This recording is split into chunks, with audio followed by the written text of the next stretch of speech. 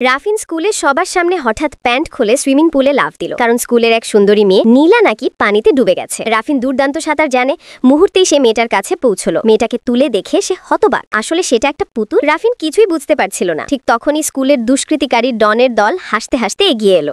রাফিন যে সত্যিকারের স্কুল সুন্দরী নীলাকে পছন্দ করে, নীলাও দাঁড়িয়ে রাফিনের হাস্যকর অবস্থা দেখছিল। ডন রাফিনকে অপমান করতে থাকে। নীলা বলে, নিজেকে কি ভাবো? আমার মতো মেয়েকে তোমার মতো গরিব ছেলেরা পাওয়ার স্বপ্নেও দেখতে পারবে না। রাগে তার জামা ফেরত দিতে বলে, কিন্তু ডন সিগারেটের আগুন ফেলে আগুন লাগিয়ে দেয়। রাফিন লড়তে গেলেও ডনের সঙ্গে পেরে ওঠে না। ডন হুঁশিয়ারি দেয়, নীলার কাছে যেতে দেখলে মেরে ফেলা হবে। সেদিন থেকেই রাফিন বদলে যায়। সে ঠিক করে সে বড় কিছু হবেই, আর নীলা আর ডন দুজনকেই এর মূল্য দিতে বাধ্য করবে। হঠাৎ কিছু একটা তার দেহের ভেতর ঢুকে পড়ে, অন্য জগতের উচ্চ মাত্রার এক জীব। সে বলে, আজ থেকে আমি তোমার শরীরের সঙ্গে যুক্ত, তোমার প্রকৃত শক্তি আমরা ভাগ করে ব্যবহার করব।